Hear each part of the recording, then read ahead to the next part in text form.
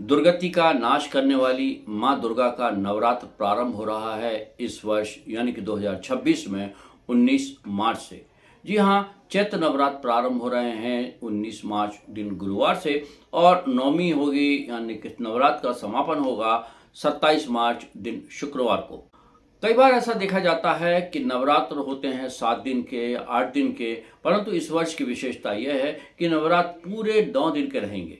नवरात्र के इन पूरे 9 दिन में देवी के अलग अलग स्वरूपों की आराधना की जाती है, पूजा की जाती है और उनकी आराधना की कुछ अलग अलग विधि भी होती है। प्रत्येक देवी को भोग प्रसाद भिन्न भिन्न प्रकार का लगाया जाता है, अलग अलग प्रकार का लगाया जाता है। उनको पुष्प भी अलग रंगों के चढ़ाए जाते हैं। तो आज के इस वीडियो में हम बात करेंगे विशेष तौर से किस देवी को कौन सा प्रसाद चढ़ाया जाए, कौन सा भोग लगाया जाए और उनको कौन से फूल चढ़ाए जाए ताकि वो प्रसन्न हो और आपकी मनोकामना पूरी करें और आपको भक्ति का फल प्राप्त हो। तो बात करते हैं सबसे पहले कौन सी देवी आएंगी। तो प्रथम नाम शैलपुत्री, द्वितीय नाम ब्रह्मचारिणी। तो पहला दिन है शैलपुत्री। माता शैलपुत्री की आराधना की जाएगी 19 मार्च को। जवा कुसुम या गुड़हल के फूल उनको चढ़ाए जाते हैं, उससे देवी प्रसन्न रहती है।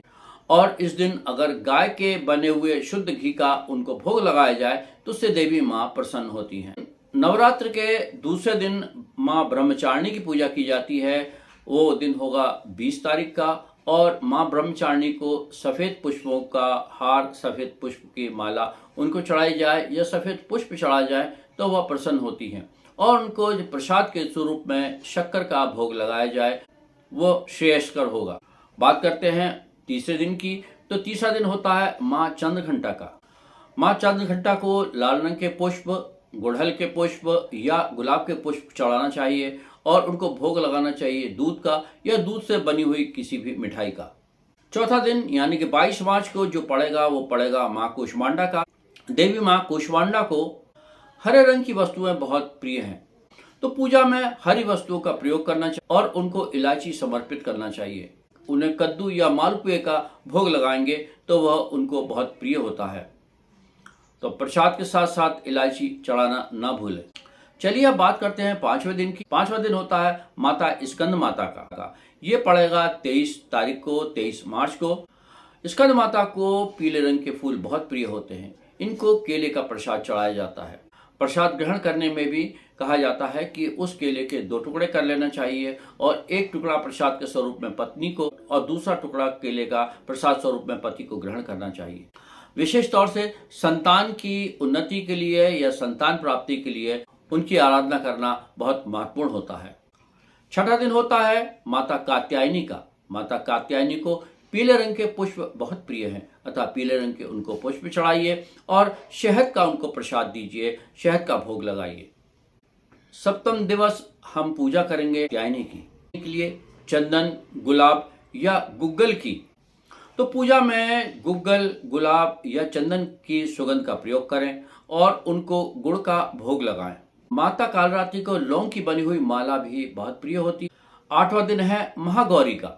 महागौरी को सफेद रंग के पुष्प चढ़ाएं, उसकी माला चढ़ाएं और नारियल चढ़ाएं, उनको साबुत नारियल चढ़ाएं। नवमी तिथि में होगी माता सिद्धिदात्री की पूजा।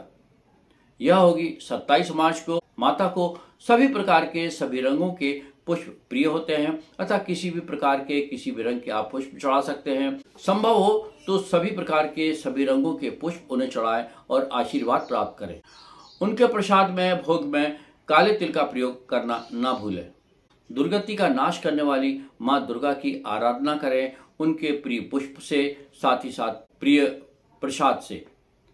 आपकी मनोकामना पूरी हो, आप इस नवरात्र का लाभ उठाएं, यही हमारी मनोकामना है।